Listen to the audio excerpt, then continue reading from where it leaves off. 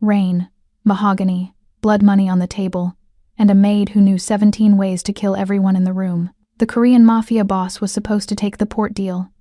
50 million reasons to shake hands and walk away. Instead, Choi Gi-hoon's eyes found the trembling woman in the corner, the one his rival kept drugged and desperate, and everything changed. One sentence, 4 words. I want her instead. What Dominic Vane thought was a joke became the beginning of a war. Because the maid he sold for nothing? She's subject 0. The ghost who doesn't miss. And she's got 48 hours before her body shuts down. Welcome, my fierce hearts and midnight dreamers. If you've been riding with me, you know we don't do boy meets girl here. We do Mafia King meets the government assassin hiding in a maid's uniform. We do the kind of chemistry that requires a ballistic vest and a safe word. And if you're new, buckle up, because you're about to witness a collision between a woman with 48 hours to live and the tiger of soul who just made the deadliest purchase of his life. He thinks he bought a broken servant. He has no idea he just brought a sniper into his bedroom. This isn't just a romance. It's a kill switch. Hit that like button like it's the trigger. Subscribe because your obsession starts right now. And smash that notification bell because in this world, silence gets you killed. Now, let's watch a $50 million negotiation fall apart. Starting with 3 simple words. I want her. The glass decanter was Baccarat crystal. Kelsey knew because she'd memorized the mansion's inventory during her first week. Every object cataloged, every value assessed, every potential weapon identified. Her hands moved with practiced precision as she poured. But beneath the starched black uniform, her body was at war with itself. The tremor started in her left hand, subtle, a frequency only she could feel. 47 hours since her last dose. The neurosuppressant vein called vitamins was burning out of her system, and when it finished, her nervous system would follow. She didn't have time for this negotiation. She needed to be 3 buildings over, rifle assembled, eliminating the man currently sitting at the head of this table. But Vane had summoned her specifically for this meeting, and refusing meant questions she couldn't answer. The penthouse stretched 60 feet across, glass walls revealing San Francisco's glittering sprawl below. Rain attacked the windows in sheets, distorting the city into an impressionist painting of light and shadow. Between her and freedom sat 12 people. Vane's security detail, his accountant, his lawyer, and the man everyone called the Tiger of Soul, Choi Gi-hoon. Kelsey had studied his file when he first arrived in San Francisco 6 months ago. 34. Heir to the West Coast Syndicate. Classically trained in 3 martial arts, fluent in 5 languages, and rumored to have orchestrated the disappearance of 7 rival operators without leaving enough evidence to fill a thimble. The photographs in the file hadn't prepared her for the reality of him. The way he occupied space. The stillness that suggested violence held in check. He sat across from Vane now, a study in controlled elegance. Charcoal suit that probably cost more than most cars. Dark hair swept back from a face all sharp angles and sharper focus. His hands rested on the table, relaxed but ready, hands that had killed. She recognized the signs. The port territory, Vane was saying, sliding a folder across the mahogany table. Full operational control. 50 million annually, minimum. All I need is your word. You'll stop interfering with my shipments through Oakland. Gi-hoon didn't reach for the folder. His eyes tracked Kelsey as she moved along the wall, refilling water glasses nobody was drinking. She felt the weight of his attention like a physical thing. Assessing. Measuring. It wasn't the usual male gaze she'd learned to ignore. The one that saw a black woman in a servant's uniform and made assumptions. This was different. Surgical. Your people have been careless, Gi-hoon said, still watching Kelsey. His English carried the precise diction of someone who'd learned the language in boardrooms and battlefields. 3 shipments intercepted in 2 months. The feds are circling. Isolated incidents, Vane said dismissively, which is why I'm offering you a generous partnership. Take the port. Increase your revenue stream. Everyone wins. Kelsey reached the sidebar where a second decanter waited. The tremor spread up her forearm. She had to clench her teeth to steady her grip. 2 days, maybe less. The withdrawal would start with tremors, progress to seizures, then cascade into complete nervous system failure. She'd researched the drug extensively, Vane's proprietary blend, designed to keep operatives docile and dependent. He'd been dosing her for 3 years. Behind her, Vane's head of security, a bull-necked man named Micah, made a sound of disgust. Can't even pour a goddamn drink without shaking. Pathetic. The words barely registered. Kelsey had endured worse, was currently enduring worse. The real problem was that Micah had noticed the tremors, which meant others would soon. She needed to eliminate Vane tonight, withdrawal or no withdrawal, before her window closed completely. Perhaps the maid needs a break. A woman's voice cut through the room. Marie, Vane's second-in-command and rumored mistress. Though Kelsey suspected the relationship was more strategic than romantic. Marie had positioned herself beside Gi-hun, her body language aggressively territorial.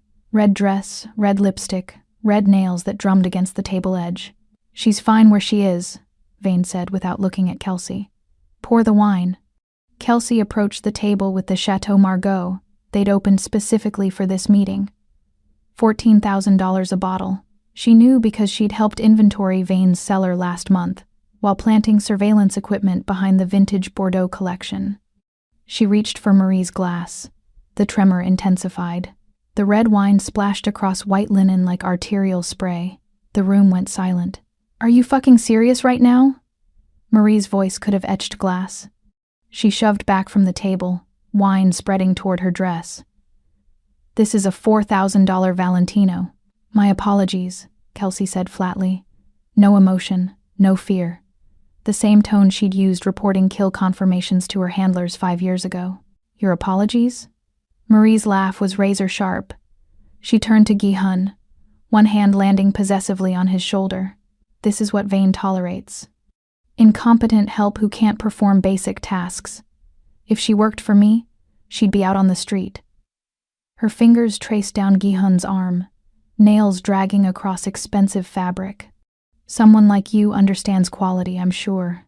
The importance of surrounding yourself with excellence. Kelsey kept her expression blank, but her mind was working. Marie's positioning was deliberate. She wanted Gi-hun's attention, his alliance, possibly his bed. The negotiation had a subtext Vane either didn't notice or didn't care about. Gi-hun removed Marie's hand from his arm with the same clinical precision he might use to remove a weapon from an opponent. Not hostile, just final. His attention shifted fully to Kelsey for the first time since she'd entered the room. The impact of his gaze was immediate and disorienting. This close, she could see the darkness in his eyes wasn't just brown but layered, bronze and amber and something older. Something that recognized what she was hiding beneath subservience and starch. His gaze dropped to her hands, to the tremor she couldn't quite control, then lower, to the telltale callus on her right index finger, the one that marked thousands of hours on a trigger. Kelsey's pulse spiked. Nobody noticed that callus. She'd filed it down, treated it, hidden it deliberately, but Gi-hun's eyes lingered there for 3 seconds too long, and when his gaze returned to her face, she saw the calculation behind his expression. He knew, not everything, but enough. Enough to recognize that she wasn't what she appeared to be. Shall we conclude this? Gi-hun's voice cut through the tension, but he hadn't broken eye contact with Kelsey. Vane laughed, the sound harsh and satisfied. Eager to get started with your new territory? Smart man. Yes, let's finish this. You take the port, my shipments go through unimpeded, and we both make money. Simple. You offered me anything, Gi-hun said slowly, each word deliberate, to end our disagreement. Anything I wanted. Is that offer still valid? Vane spread his hands magnanimously. Within reason, of course. Money, territory, business opportunities, name it. Gi-hun's gaze finally released Kelsey. He turned to Vane with the same measured calm, but something in the air had shifted. Some decision had been made in that extended moment of silent assessment. I don't want the port, Gi-hun said. The room seemed to inhale collectively. Marie's hand froze halfway to her wine glass. Vane's confident expression cracked slightly, confusion bleeding through. Then what? Vane asked. The dock warehouse rights? My Sacramento connections? What are you playing at, Gi-hun? Gi-hun stood. The movement was unhurried but drew every eye in the room. He crossed to where Kelsey stood beside the sidebar, approaching with the same measured intensity a predator might use closing distance on prey, or on an equal. He stopped close enough that Kelsey could smell his cologne, something subtle with notes of cedar and smoke, close enough that she had to tilt her head slightly to maintain eye contact. She didn't step back. Couldn't.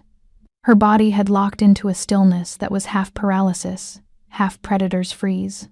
Her, Gi-hun said, not looking away from Kelsey's face. I want her. The maid. Not the port. Not the money. Her. The silence that followed wasn't empty. It was dense with shock, with confusion, with the sound of power dynamics rupturing and reforming in real time. Then Vane started laughing. Deep, genuine amusement that built until tears gathered at the corners of his eyes. Micah joined in, then the lawyer, then the security detail, a chorus of mockery that filled the glass-walled space. The help? Vane gasped between laughs. The broke-down, trembling maid? Gi-hun, I thought you were serious. I am. The two words cut through the laughter like a blade through silk. The amusement died. Vane studied Gi-hun with new wariness, searching for the angle, the trap, the hidden play. She's nobody, worthless. She can't even pour wine properly. Why the hell would you want? That's not your concern. Gi-hun's tone held no room for negotiation. You offered anything. I'm choosing her. Do you stand by your word? Or do I tell the other families that Dominic Vane's promises are meaningless? The threat hung in the air. Vane's reputation, his entire operation, depended on the sanctity of his word. To refuse now would be to admit weakness, to signal that his negotiations were worthless. Vane's eyes narrowed. He looked at Kelsey. Really looked at her. For the first time in months, she kept her expression neutral, empty, the perfect mask of a servant who'd learned not to expect better treatment. Whatever Vane saw satisfied him. He shrugged, dismissive and cruel. Take her. She's yours. Hell, I won't even charge you a finder's fee for the uniform. His smile was mean. Consider it a gift. Maybe you can train her to do something useful, though I doubt it. Marie's face had gone from red to white to red again. You cannot be serious. Her? Over an actual business partnership? Over. She gestured at herself, fury and wounded pride making her voice shake. She's nothing. She's mine now. Gi-hun extended his hand toward Kelsey. Palm up. An offer, not a command. We're leaving. Kelsey's mind raced through possibilities. This was wrong. All wrong. Negotiations didn't end this way. Men like Gi-hun didn't refuse 50 million for a maid. The only explanation that made sense was the one that terrified her. He'd seen through her cover. He knew she was Subject Zero, or suspected, and wanted to leverage that somehow. But she was out of time and out of options. Vane's pills were locked in a safe she couldn't access alone. Going with Gi-hun gave her 47 hours to figure out a new plan. Staying here gave her maybe 24, before the withdrawal became visible enough that Vane realized his pet sniper was trying to escape. Her hand found his. His palm was warm, his grip firm but not constraining. He kept hold of her hand as he turned back to Vane.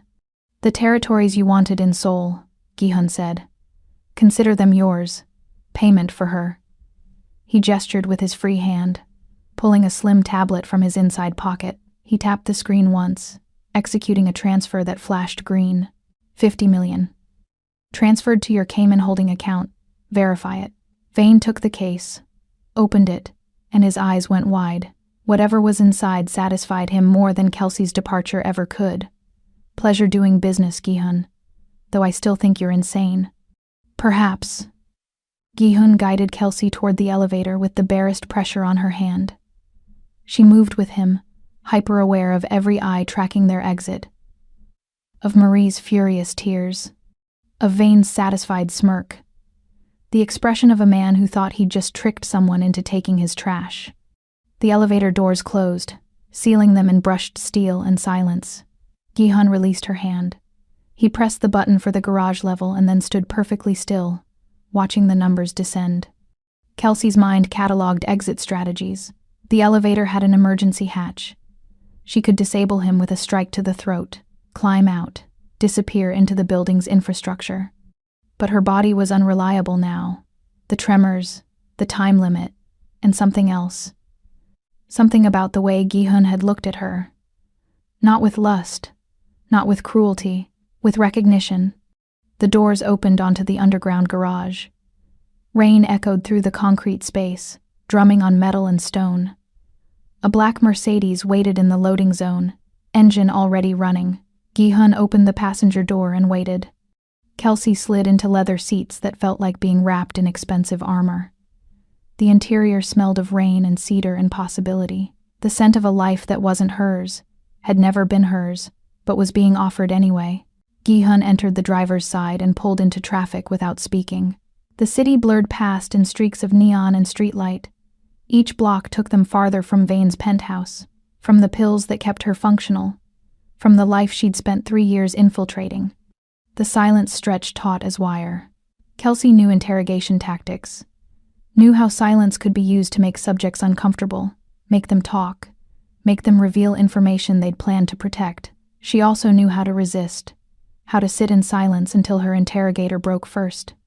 But this wasn't an interrogation. This was something else entirely. She turned to study Gi-hun's profile.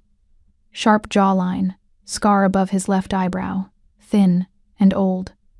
His hands on the steering wheel showed the same controlled tension she felt in her own body. He was coiled tight, ready to react to threat from any direction. They crossed the Golden Gate Bridge, the suspension cables disappearing into fog thick as cotton. The city fell away behind them, replaced by the dark sprawl of Marin headlands. Why? The word escaped before Kelsey could stop it. Before she could calculate whether asking made her seem weak or curious or desperate. Gi-hun's hands tightened on the wheel, leather creaking under pressure. The muscle in his jaw worked like he was physically restraining words. When he finally spoke, his voice was low, controlled, but threaded with something she couldn't quite identify. Because I know what it looks like when someone is dying slowly. He didn't look at her. Kept his eyes on the road, on the rain-slick asphalt unwinding ahead. And I know what it looks like when someone is dangerous but pretending not to be. Kelsey's breath caught. I don't know what you're... Yes, you do. Now, he did glance at her just for a second, but it was enough. Enough for her to see that he absolutely knew. Maybe not everything. Maybe not her real name or her history, but he knew she wasn't a maid. I saw the callus on your trigger finger. I saw the way you mapped the exits. I saw someone surviving, not serving. The admission should have terrified her, should have triggered every escape protocol she'd ever learned. Instead, it settled over her like a strange sort of relief. To be seen, to not have to pretend, just for this moment. And what do you plan to do with me? Kelsey asked. Now that you've bought someone who isn't what she appears? Gi-hun's smile was small, dark, edged with something that might have been respect. I haven't decided yet, but I know what I'm not going to do. He took the exit toward the coastal cliffs, toward whatever estate waited in the darkness. I'm not going to let you die. The Mercedes climbed winding roads that cut through redwood forest, fog drifting between ancient trunks like ghosts. Kelsey's hands trembled in her lap, no longer from fear or withdrawal alone, but from the weight of a choice she hadn't expected to have. Trust the Mafia boss who'd seen through her disguise, or trust the withdrawal that promised certain death. When the estate emerged from the fog, all glass and steel and warm light spilling from tall windows, Kelsey realized she'd already made her choice. Made it the moment she'd taken Gi-hun's hand in Vane's penthouse. Now she just had to survive long enough to see if it was the right one. The estate rose from the cliffs like something carved from shadow and glass. Kelsey pressed her palm against the cool window as they approached, cataloging defensive positions through the fog.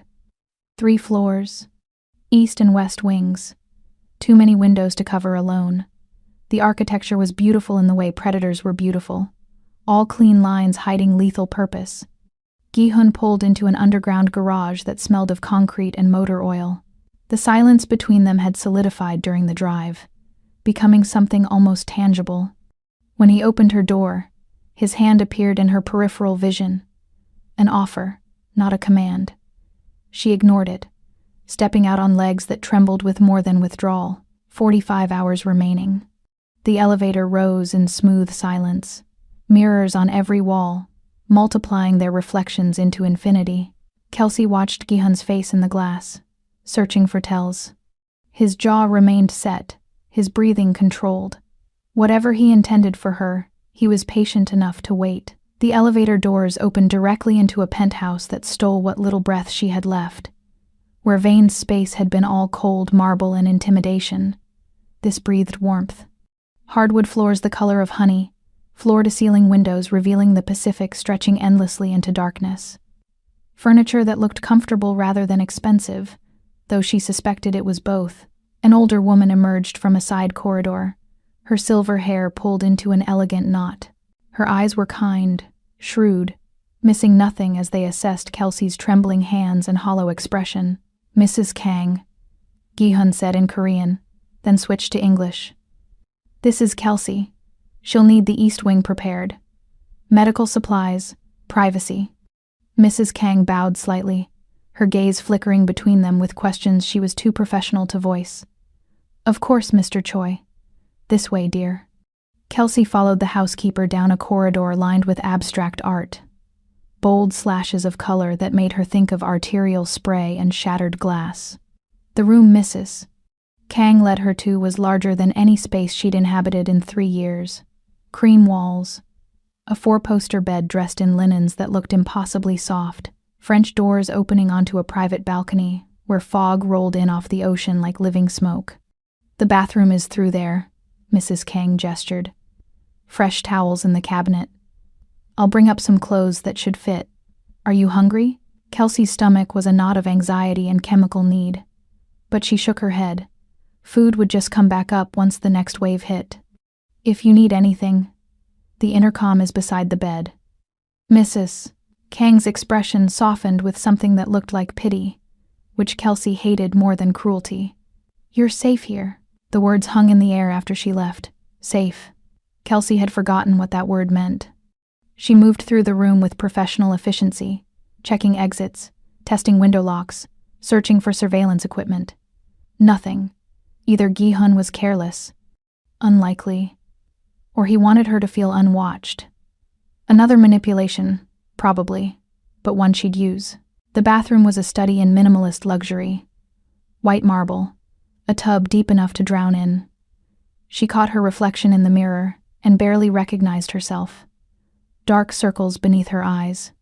Black skin that looked dull and drained of life, losing its usual richness under the harsh lights.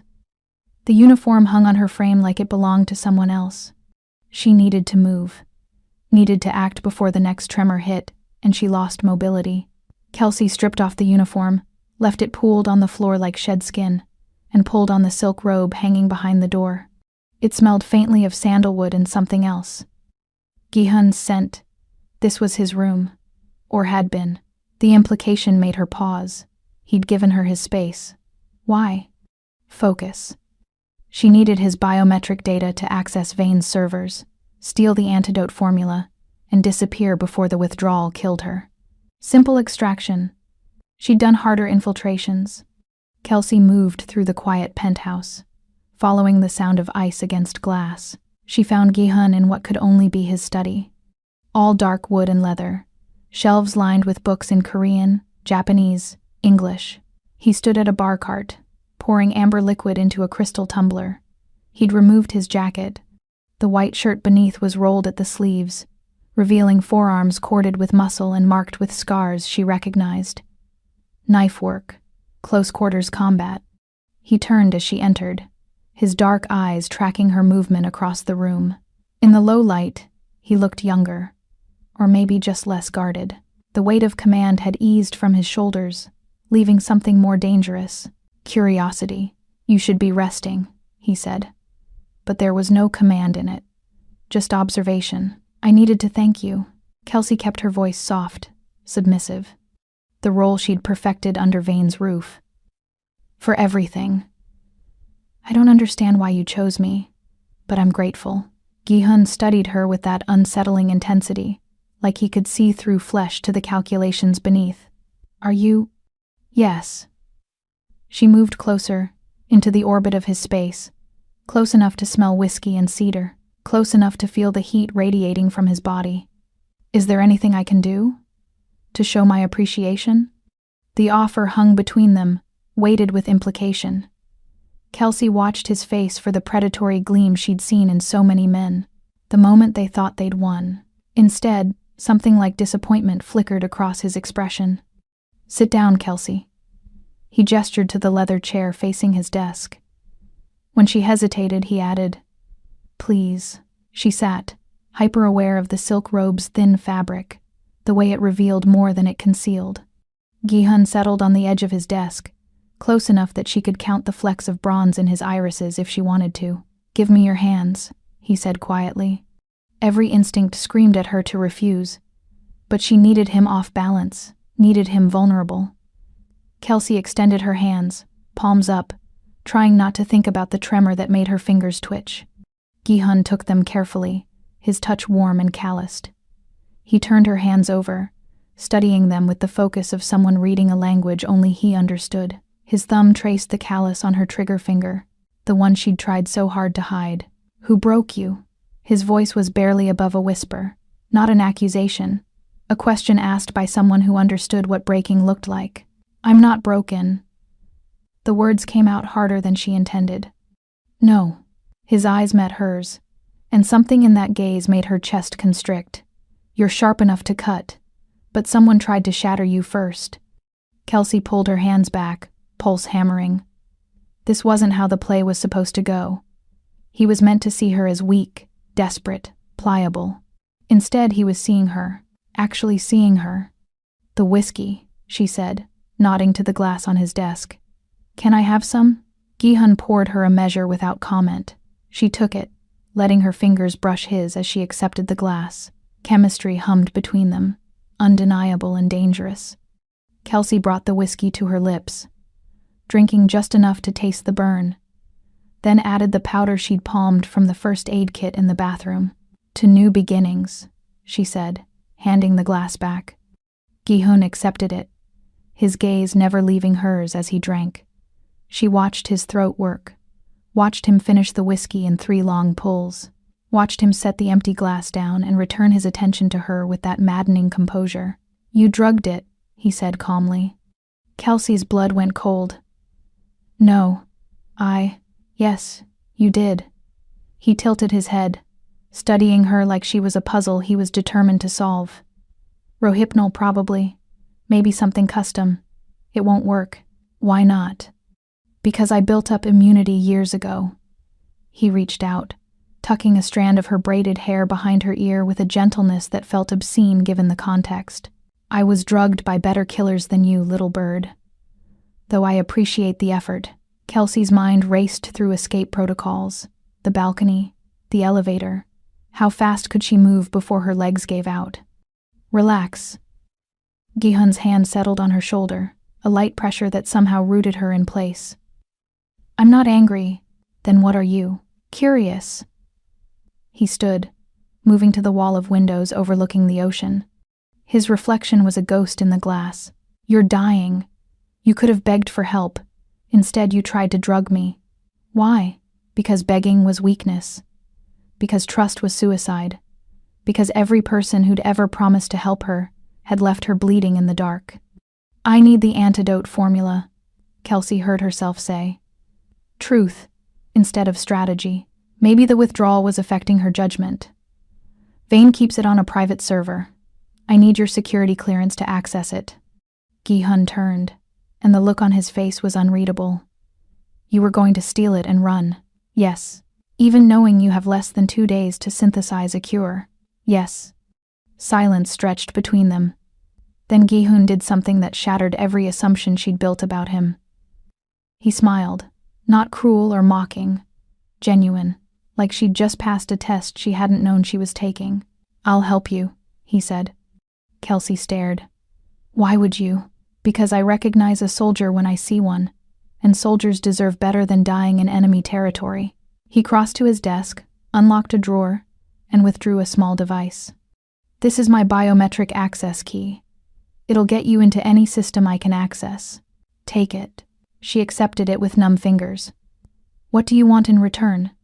"Nothing tonight." His gaze held hers, intense and somehow tender. "Tonight, you rest. Tomorrow, we'll talk. About Vane. About what you really are. About why my stepfather tried to kill you 5 years ago." The room tilted. "How did you—" Subject 0. Gi-hun's voice was soft, almost reverent. "My father used to tell me stories about you. The ghost who never missed. I didn't believe them until tonight. When I saw you calculate the wind in a moving car." He paused. "Be safe, little bird. Whatever you're planning, be safe." He switched to Korean for the last sentence, the same phrase he'd murmured in the car. A prayer. For her. Kelsey's vision blurred. Not from withdrawal. From something more dangerous. She stood, forcing her legs to hold, and returned to her room. The access key burned in her palm like a brand. She should use it immediately. Should hack the servers, steal the formula, disappear into the night. Instead, she sank onto the bed and stared at the ceiling, listening to the ocean's endless rhythm beyond the glass. Somewhere in the penthouse, Gi-hun moved through his own nighttime rituals. She could feel his presence like a gravitational pull. The tremor started in her left hand again. Spreading. The room dimmed at the edges, shadows creeping in like living things. 44 hours. But for the first time in 3 years, Kelsey wasn't sure if she wanted to run anymore. Morning arrived, wrapped in fog so thick it erased the world beyond the windows. Kelsey woke disoriented, her body a symphony of pain. The tremors had progressed to her core, making her muscles clench and release in rhythms she couldn't control. Sweat soaked the sheets. Her vision swam, doubled, corrected. 42 hours. She forced herself upright, legs shaking as they found the floor. The access key sat on the nightstand where she'd left it, accusatory in its unused state. She'd meant to hack the servers last night, had planned to be gone before sunrise. Instead, she'd fallen into a sleep so deep it felt like drowning. A soft knock interrupted her spiraling thoughts. Mrs. Kang entered with a tray, coffee, rice porridge, sliced fruit arranged with artistic precision. "Mr. Choi asked me to check on you," the older woman said, setting the tray on the side table. Her eyes caught on Kelsey's trembling hands. "You're unwell." "I'm fine." "You're clearly not." Mrs. Kang's expression softened with maternal concern that made Kelsey's throat tight. "Should I call a doctor?" "No doctors." The words came out harsher than intended. Doctors meant hospitals, meant records, meant questions she couldn't answer. Mrs. Kang nodded slowly, too understanding. "Mr. Choi is waiting for you downstairs. He says there's somewhere you need to go." She paused at the door. "He's a good man, dear. Better than most who walk his path. You can trust him." Could she? Kelsey dressed in the clothes left in the closet. Dark jeans, a black sweater, boots designed for running. Tactical choices disguised as casual wear. Her reflection showed a woman hovering on the knife's edge between functional and falling apart. She found Gi-hun in the garage, leaning against the same black Mercedes from the night before, though the engine sounded different. Upgraded, armored. He straightened when he saw her, his gaze cataloging every detail of her deteriorating state. "You look worse," he said bluntly. "Charming. Honest." He opened the passenger door. "We need to move. Vane knows you're gone by now. He'll be hunting." Kelsey slid into the seat, hyper-aware of how her body protested every movement. "Where are we going?" "Somewhere safe. A location even Vane doesn't know about." Gi-hun pulled out of the garage, the engine's purr a contained growl.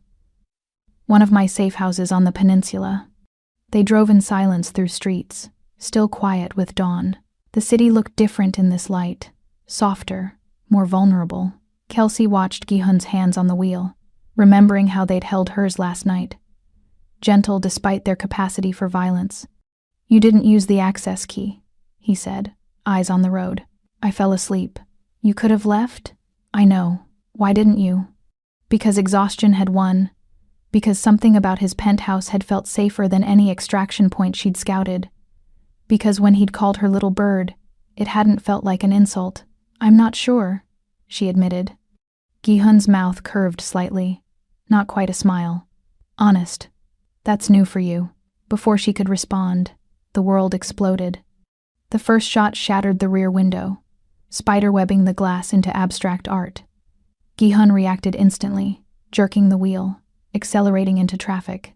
Kelsey's head snapped back, her seatbelt locking across her chest as the Mercedes fishtailed. "Down!" Gi-hun barked. But Kelsey was already moving, muscle memory overriding her body's protests. She twisted in her seat, scanning for shooters through the fractured glass. 3 vehicles, black SUVs, professional formation. Not Vane's crew. This was military precision. Another shot punched through the passenger window, missing her temple by inches. The sound was catastrophic in the enclosed space. A crack that left her ears ringing. Gi-hun swerved onto the approach ramp for the Golden Gate Bridge, the Range Rover's engine roaring.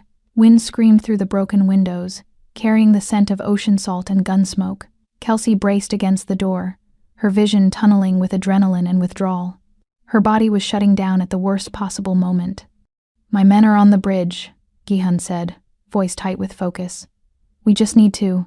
The lead SUV rammed them from behind. Metal shrieked.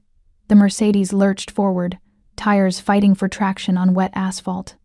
Through the fog, the bridge's iconic towers emerged, like red sentries guarding the passage between worlds. Gunfire erupted from multiple angles. Kelsey counted muzzle flashes. 3 shooters per vehicle, 9 total.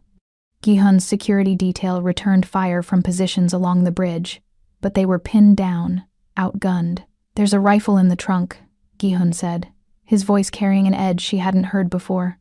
Not fear, calculation, SHATAC intervention, custom modifications. Kelsey's heart kicked against her ribs. "How did you—" "Later." He yanked the wheel, positioning the Mercedes behind a concrete barrier. The relative safety lasted 3 seconds before bullets chewed through their cover. "Can you shoot? Could she?" Her hands trembled violently. Her vision swam. She had maybe 30 seconds of functional motor control before her body rebelled completely. "Yes," she lied. Gi-hun's eyes met hers, dark and impossibly calm in the chaos. "Then do what you do best, Subject Zero." The name landed like a physical blow. He knew, had known all along. Kelsey kicked open her door, using it as a shield as she scrambled to the rear. Bullets sparked off metal, whining past her head close enough to feel the displaced air. She popped the trunk, and there it was. The SHATAC intervention, matte black, scope calibrated to specifications she'd written herself 5 years ago. Gi-hun hadn't just acquired a sniper rifle. He'd acquired her rifle, her specifications, her weapon. She assembled it with shaking hands, each movement a fight against her body's betrayal. Bolt, magazine, scope. The familiar weight settled against her shoulder like coming home. 800 meters to the lead SUV. Wind at 15 knots from the west. Fog reducing visibility to 60%. Withdrawal reducing her to 40% functionality. The math was impossible. Kelsey breathed. 1 breath. 2. The world narrowed to the scope's crosshairs. She found the lead driver through the windshield. Watched his mouth form words she couldn't hear. Saw him reach for the radio to call in reinforcements. Her trigger finger trembled. The crosshairs drifted. She'd never missed.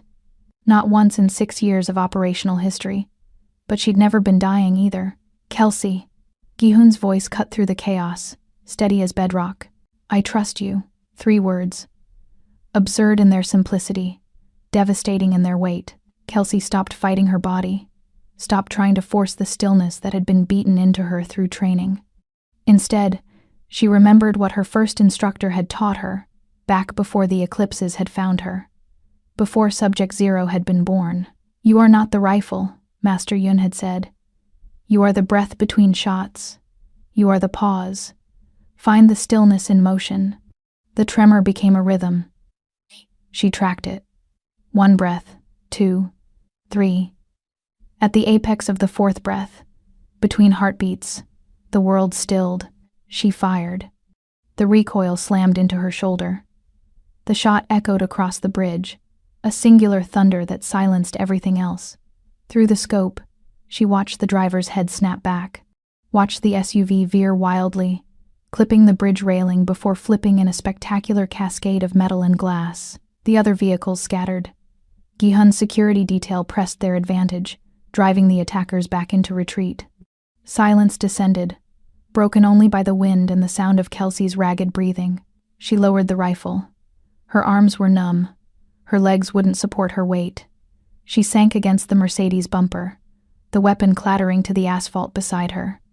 Gi-hun grabbed the rifle by the barrel, tossing it into the back seat before hauling her into the passenger side. Gi-hun appeared in her narrowing field of vision.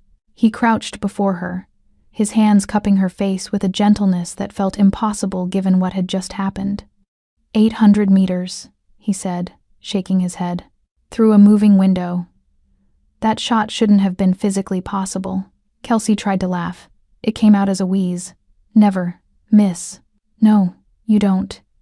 His thumb traced her cheekbone, wiping away sweat or tears. She couldn't tell which. Subject 0. The ghost who walks through walls and leaves no trace. The legend my father told me about to scare me into excellence. Not a legend. Speaking was becoming difficult. Just a woman. You're extraordinary. Gi-hun lifted her with careful strength, carrying her back to the passenger seat. The world blurred and refocused in nauseating waves.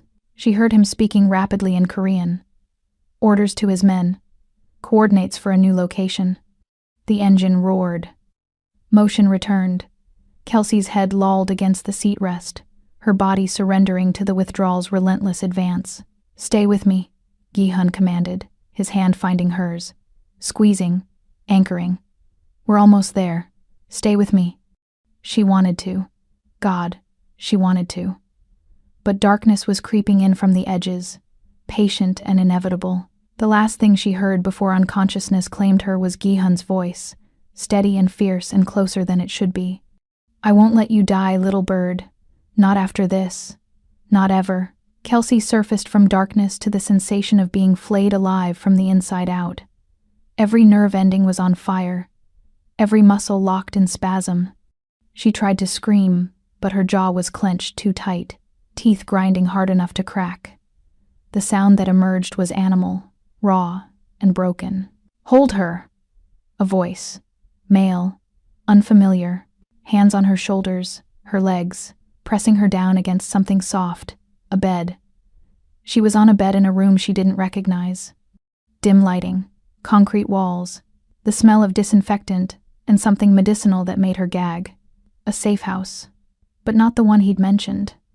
Another wave hit. Her spine arched, every muscle contracting simultaneously. The pain was exquisite, a symphony of agony conducting her body without permission. She was drowning in her own nervous system. Kelsey. Different voice. This one she knew. Gi-hun. His face swam into focus above her, features carved from stone except for his eyes. Those burned with something that looked like fear. Listen to my voice. Focus on me. She tried.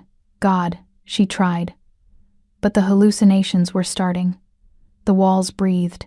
Shadows moved with predatory intent. In the corner of her vision, she saw Master Yun, her first instructor, his throat slit and bleeding. Saw her team from the eclipses, dead on the tarmac where they'd been ambushed. Saw Vane's smile, wide and terrible, as he held up the pills that had become her chains. Not real, she gasped. Not real. That's right. None of it is real. Gi-hun's hands framed her face, turning her attention back to him. What's real is this room. This moment. Me. Focus. Can't. Another convulsion ripped through her. She felt her bladder release, shame flooding through her along with the urine. Pathetic. Disgusting. Weak. Get out! Gi-hun snapped at whoever else was in the room. All of you. Now. Footsteps retreated. A door closed. They were alone. Kelsey felt tears leak from the corners of her eyes, hot and humiliating. This was what Vane had reduced her to. Not the trained killer. not subject zero. Just a woman pissing herself while withdrawing from a drug she'd hated every day but had been forced to swallow to survive. "I'm sorry," she whispered. "I'm so sorry." "Don't." Gi-hun's voice was fierce. "Don't you dare apologize for this. For what he did to you." He lifted her with careful strength, carrying her toward a doorway she hadn't noticed. A bathroom, clinical and white. He set her down in the tub, fully clothed, and turned on the shower. Warm water cascaded over them both, washing away the evidence of her body's betrayal. Kelsey sobbed, great, heaving gasps that shook her entire frame. Not from pain, though that was present and overwhelming, from the sheer indignity of being this helpless in front of someone who'd seen her make an impossible shot just hours ago. "I've got you." Gi-hun's hands were steady as he stripped away her soiled clothes with clinical efficiency. No lust, no judgment, just care. "I've got you, little bird." The nickname undid something in her chest. She'd been so many things in her life: asset, target, ghost, subject zero. But little bird? That was something else, something softer than she'd been allowed to be.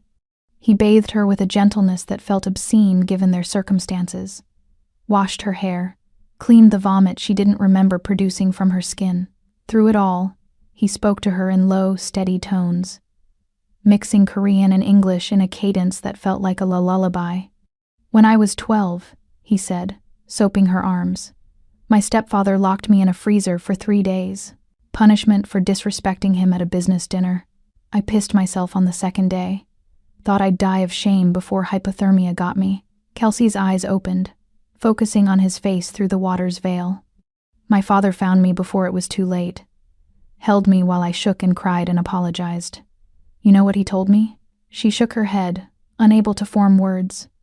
"He said survival is never shameful. Whatever you have to do to survive, whatever your body does to keep you alive, that's not weakness. That's evolution." Gi-hun's thumb traced her jaw. "You survived 3 years under Vane. You kept your mind intact while he poisoned your body. That's not weakness, Kelsey. That's war." The convulsion that took her then was different, not pain, something closer to breaking open. She reached for him, her trembling fingers finding his wrist and holding on like he was the only solid thing in a tilting world. He turned off the water, wrapped her in towels that smelled of cedar, and carried her back to the bed. Fresh sheets, soft blankets. He dried her carefully, then dressed her in clean clothes. His clothes, she realized. A t-shirt that hung to her thighs. Sweatpants she had to roll at the waist. The withdrawal, she managed. "How long?"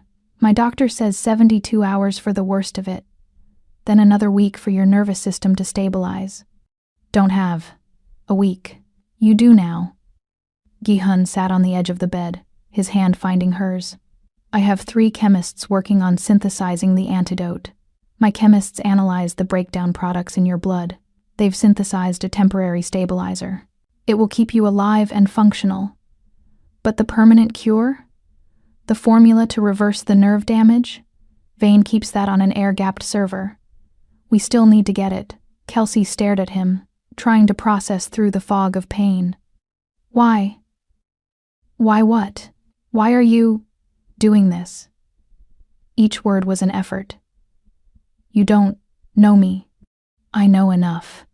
His expression shifted, revealing something raw beneath the composure. "I know Vane kept you drugged and compliant for 3 years. I know my stepfather, Senator Jonathan, ordered your team killed and framed you for treason. I know you've been alone, fighting a war no one else could see. And I know," he paused, jaw working, "I know what it feels like to be trapped by someone else's cruelty, to have your body turned into a weapon against you. You were abused. For 10 years. Until I was strong enough to kill him." Gi-hun's smile was dark, edged with old pain. "But I didn't. My biological father, the chairman, stopped me. Not out of morality, but greed. Jonathan was too valuable to the syndicate's political interests. My father forbade me from touching him. But my father died 6 months ago. The leash is off, so I waited. Planned. When I was 23, I destroyed Jonathan financially. I crippled his private equity firm. But he pivoted. He used Vane's dirty money to buy his way into politics, rebuilding his power base where I couldn't touch him legally. Mercy? Revenge. His thumb traced circles on the back of her hand. Death is quick.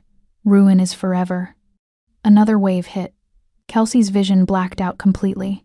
She felt Gi-hun's hands on her, steadying her, but she couldn't see. Panic clawed up her throat. Can't see, she gasped. Gi-hun, can't. Temporary symptom. Your doctor said it would happen. His voice was close, his breath warm against her temple. Your optic nerves are inflamed from the withdrawal. It'll pass, I promise. How long? A day, maybe less. A day, blind and helpless while Vane hunted them. Perfect. Kelsey laughed, the sound bitter and broken. Should have. Let me die. On the bridge. No. Gi-hun's hands tightened on hers. Never say that again. I'm liability now. You're my partner now. He shifted, and she felt the bed dip as he lay down beside her. Not touching. Just close enough that she could feel his presence. Solid. Real. Warm. Rest. I'll keep watch. Can't sleep. Then I'll talk. Tell you stories until you do. And he did. His voice became her world in the darkness. He told her about growing up in Seoul, about learning to fight in back alleys and boardrooms, about his father teaching him that power wasn't just violence but strategy, about the first time he killed a man, a rival who'd targeted his family, about the nightmares that followed. Kelsey listened, her body gradually relaxing despite the pain. There was something hypnotic about his voice, the way he offered pieces of himself without asking for anything in return. Why did you choose me? She asked when he paused. In Vane's penthouse. You could have taken anything. Why me? Silence stretched. Then, because I saw myself in you. The person I was before I learned I could fight back. The person trapped and terrified and too proud to show it.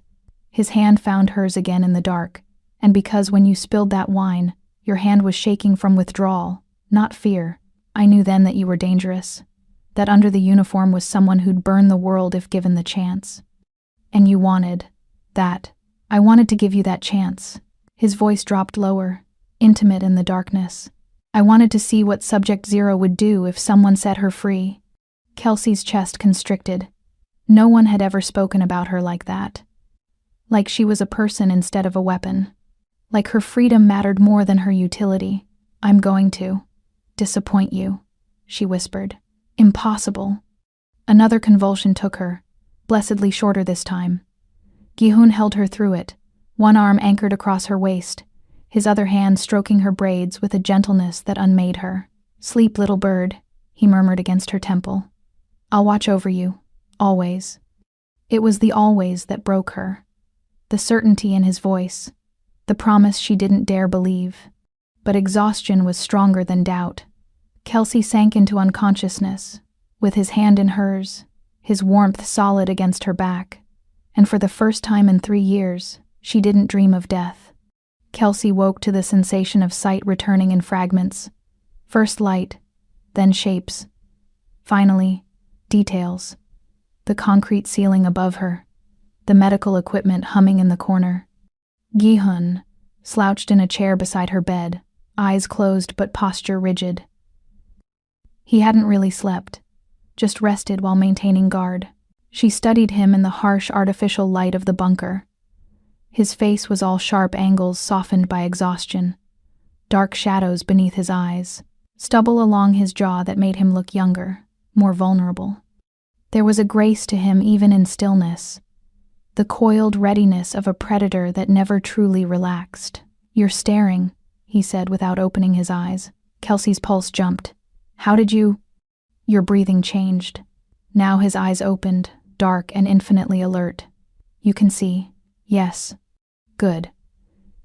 He stood, stretching with feline grace, then crossed to check the IV drip that fed clear liquid into her arm.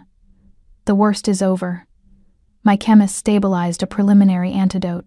It's keeping you functional until we can synthesize the complete cure. Kelsey looked at the IV, then back at him. How long was I out? 18 hours, which meant she'd lost an entire day to the withdrawal. Lost time she couldn't afford. Vane is tearing the city apart looking for you.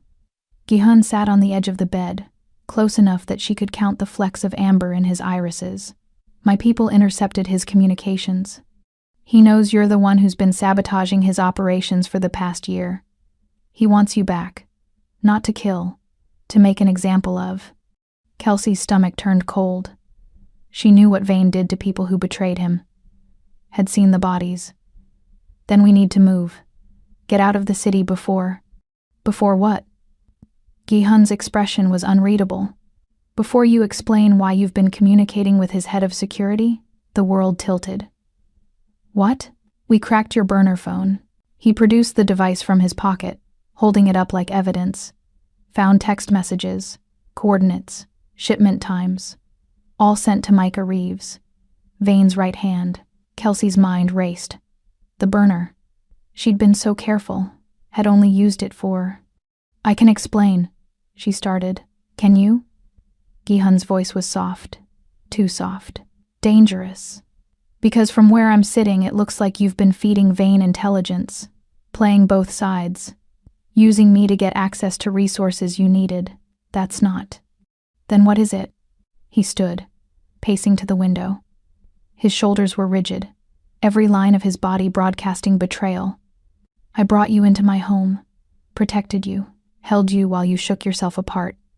And the whole time, you were working for him? The hurt in his voice was a knife between her ribs. Kelsey struggled to sit up, the IV pulling at her arm.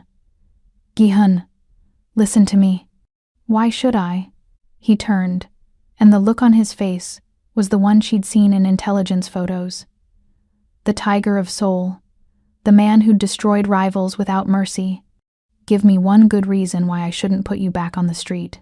Or better yet, deliver you to Vane myself. Collect whatever bounty he's offering. Because you're smarter than that. Kelsey's voice came out stronger than she felt. You said it yourself. I'm Subject Zero. If I wanted to betray you, you'd be dead already. Maybe you're waiting for the right moment.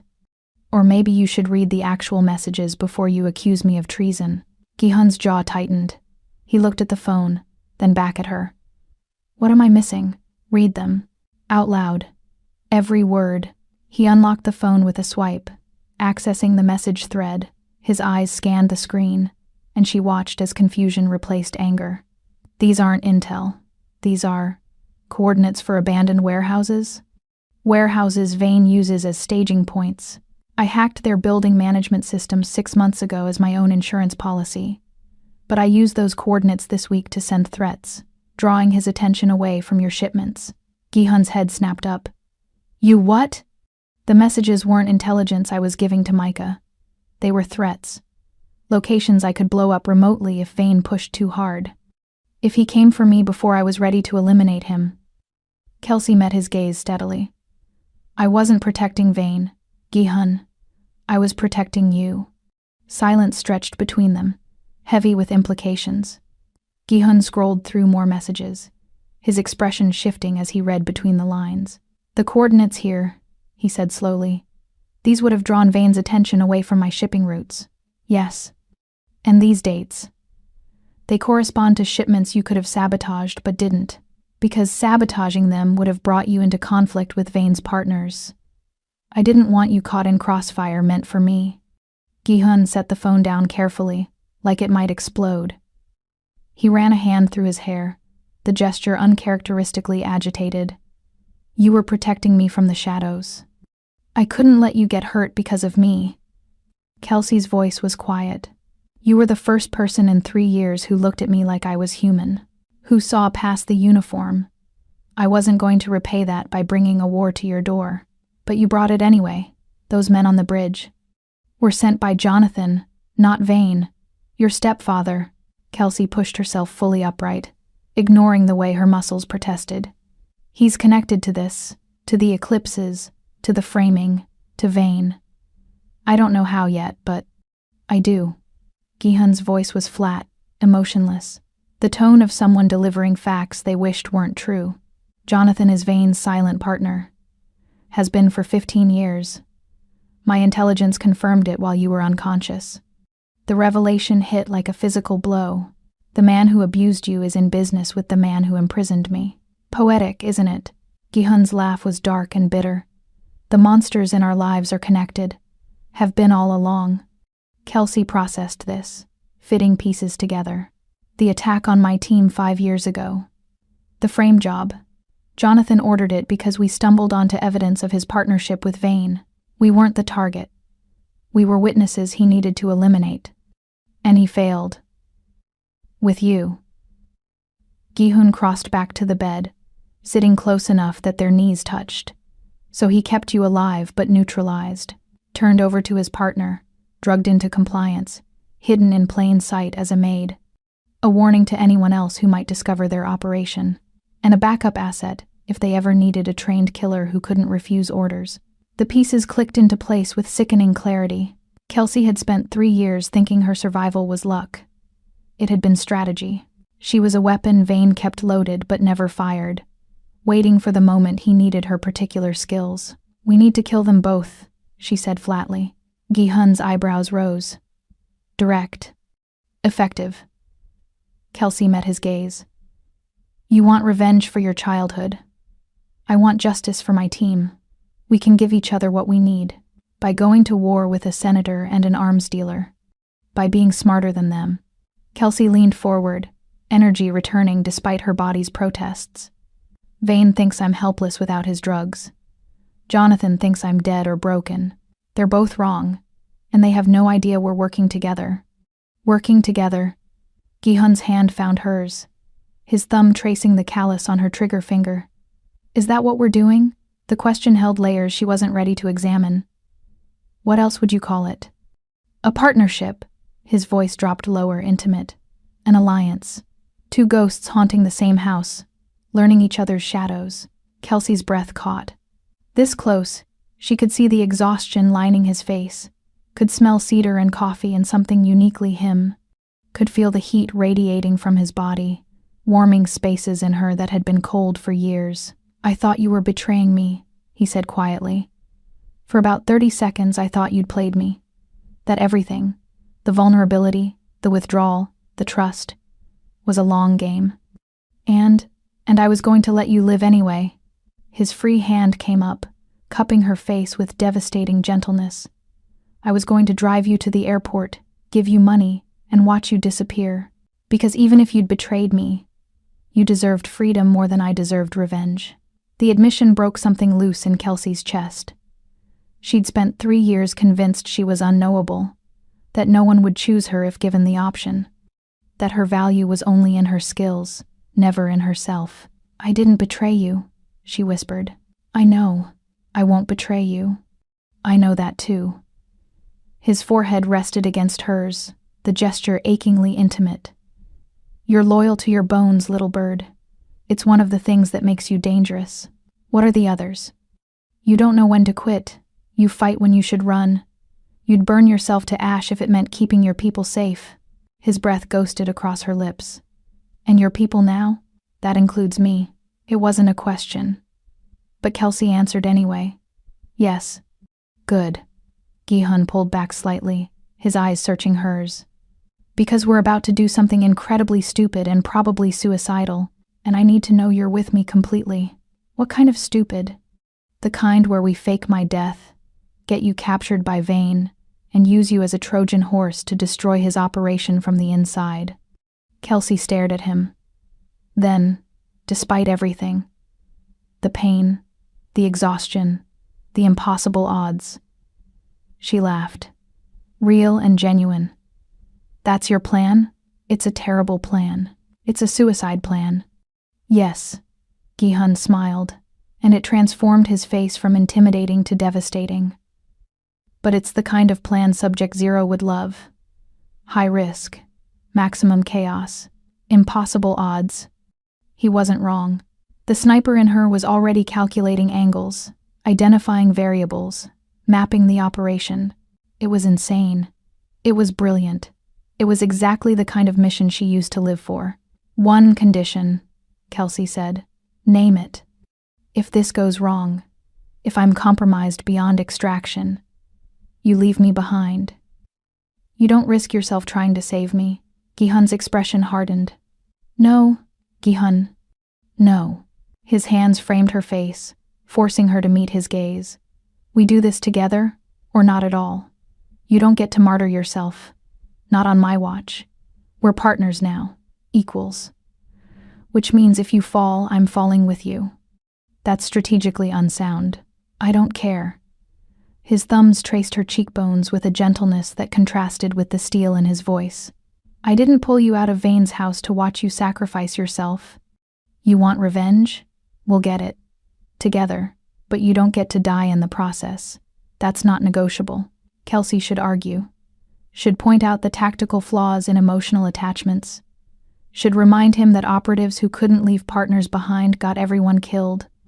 Instead, she found herself nodding, agreeing to a partnership that had transformed somewhere between the penthouse and the safe house into something more dangerous than any mission, something that felt terrifyingly like trust. Together, she said. Together. Gi-hun sealed the promise with a kiss to her forehead, chaste and reverent and heavy with meaning. Now rest. We have 3 days to prepare, and when we move fast. 3 days until what? Until the charity gala at the Opera House, where every monster in the city gathers to pretend they're civilized. His smile was predatory, including Vane and Jonathan. And that's where the tiger and the ghost will show them exactly what happens when you cage the wrong predators. The war room hummed with electronic life. Banks of monitors displayed surveillance feeds, encrypted communications, and real-time data streams from every corner of Vane's operation. Kelsey sat at the central console, her fingers flying across keyboards with the muscle memory of someone who'd spent years navigating digital battlefields. Her vision had fully stabilized. The tremors had reduced to occasional twitches. The antidote Ji-hoon's chemists had synthesized was working, slowly purging Vane's poison from her system. She felt almost human again, almost herself. There, she said, highlighting a server cluster on the main display. That's the government database the Eclipses used for operational intelligence. If Jonathan's involved, his fingerprints will be in the access logs. Gi-hun stood behind her, his hand resting lightly on the back of her chair. He'd barely left her side in the 3 days since her vision returned. Not hovering, just present, a solid warmth at her back that made her feel less like she was fighting alone. Can you break in? He asked. Already have. Kelsey pulled up a cascade of files, filtering by date. I installed a backdoor 6 years ago, during my first month with the Eclipses. Insurance policy in case the agency turned on me. Paranoid. Prepared. She typed rapidly, narrowing the search. Here. Access logs from 5 years ago. The week my team was ambushed, the screen populated with names and clearance levels. Kelsey's chest tightened as she recognized her fallen teammates. Rodriguez, Kim, Okonkwo, Anderson, all dead on a tarmac in Yemen because they'd stumbled onto evidence of. The login came from a secure terminal in Jonathan's private office. He used a stolen clearance code, but the IP address traces back to him. Downloaded your operational parameters, your route, your timing, everything. He sold us to Vane's people. Kelsey's hands clenched into fists. Fed them our location. Set us up to be slaughtered. Not all of you. Gi-hun leaned closer, his breath warm against her temple. You survived. Why? Kelsey called up the mission after-action report. The official story said she'd been severely wounded, left for dead, evacuated to a military hospital. But she remembered the truth. Remembered waking up in a facility that smelled wrong. Remembered Vane's face above her, smiling like the devil offering a deal. He kept me alive, she said slowly. Convinced the Eclipses I was too damaged to be operationally viable. I spent 2 years in a medically induced coma, while they reconstructed my face and erased my identity, then 3 years as his servant. Offered to rehabilitate me through a private program. She pulled up her medical files, seeing the fabricated reports. These injuries, I never had them. Vane created a paper trail, made it look like I was broken beyond repair. So Jonathan's agency wouldn't look for you. They'd think you were being handled through proper channels, while Vane drugged me into compliance and turned me into his personal asset. The pieces clicked together with sickening clarity. Jonathan wanted me dead. Vane wanted me controlled.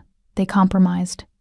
I disappeared into Vane's organization, erased from official records, useful as a backup weapon if needed. Gi-hun was silent for a long moment. Then he reached past her, pulling up a different file. His hands were steady, but she felt the tension radiating from his body. "There's more," he said. The file that opened made Kelsey's blood run cold. It was a partnership agreement, dated 15 years ago. One signature read, Dominic Vane. The other, Arthur Jonathan. "They've been working together since you were a child," Kelsey said. "Since I was 10. Gi-hun's voice was hollow. "The year my father married Jonathan's sister. The year Jonathan moved into our home. The year the abuse started." He pulled up another document.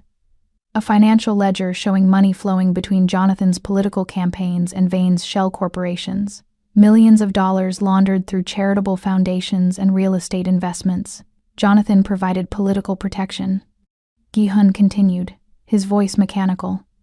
"Made sure Vane's shipments cleared customs. Made sure investigations disappeared. Made sure anyone who got too close ended up dead or discredited. Like my team. Like your team." Gi-hun's hand found hers, squeezing hard enough to bruise. And in exchange, Vane funded Jonathan's political rise, provided blackmail material on Jonathan's opponents, removed obstacles with extreme prejudice. Kelsey turned in her chair to face him. His expression was carved from stone, but his eyes blazed with a fury so intense it made her breath catch. "The man who beat me," Gi-hun said quietly, "who locked me in freezers and told me I was worthless, who made my childhood a nightmare. That man is responsible for your team's deaths, for your torture, for everything Vane did to you. He's the connection, the thread linking all of it. He's the foundation." Gi-hun's smile was sharp enough to cut. "Destroy the foundation, and everything built on it collapses." Kelsey studied him, seeing past the fury to the calculation beneath. "You've been planning this for a while. Since before you bought me from Vane. I've been planning Jonathan's destruction since I was strong enough to hold a knife." Gi-hun crouched before her, bringing them eye to eye. "But I was missing a piece. Something that would give me leverage over both Jonathan and Vane simultaneously. Something that would let me destroy them completely instead of just wounding them. And then I appeared."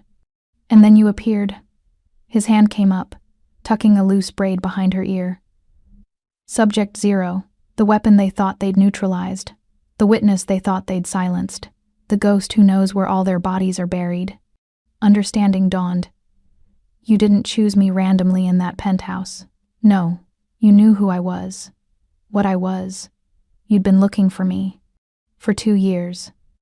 Gi-hun's admission was soft but steady. "Ever since I discovered Jonathan and Vane were partners, I knew they'd killed your team to protect their operation. I knew one member had survived, but disappeared. I spent 2 years tracking Subject 0 through rumors and ghost stories, and then I got invited to negotiate with Vane, and there you were, hiding in plain sight, dying slowly, the perfect weapon waiting to be claimed. Kelsey should feel used, should feel like just another piece on his chessboard.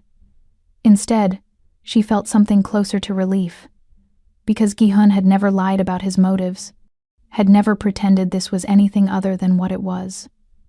2 people with complementary vengeance using each other to achieve what neither could alone. "So this has always been about revenge," she said. "Yes, you saved my life to use me against Jonathan and Vane. Yes. And everything else. The care, the gentleness, holding me through withdrawal. That was just strategy? Earning my loyalty?" Gi-hun's expression shifted, revealing something raw beneath the calculation. "No, that was..." He paused, jaw working. "That started as strategy, but it stopped being strategy somewhere around the second time you looked at me like I was human instead of just another threat. It stopped being strategy when you drugged my whiskey and I realized you were trying to survive, not seduce. It stopped being strategy when you took that impossible shot on the bridge and I understood I was looking at someone as broken and dangerous as me. So what is it now? I don't know. His hand cupped her face, thumb tracing her cheekbone. But it's not strategy. It's not manipulation. It's something I don't have a name for yet. Something that makes me want to burn the world down to keep you safe. Kelsey's heart kicked against her ribs. This was dangerous. More dangerous than any mission, because she was starting to believe him. Starting to want the promise implicit in his touch. We can't afford this, she said, even as she leaned into his palm. Can't afford to be compromised by caring? Gi-hun's smile was sharp. Little bird, I passed compromised 3 days ago when I carried you out of Vane's penthouse. We're beyond strategic now, beyond tactical. We're in territory neither of us has mapped. That's going to get us killed. Probably. He stood, pulling her up with him. But if we're going to die, let's die taking them with us. Jonathan, Vane, everyone who ever hurt us. Everyone who thought we'd stay broken.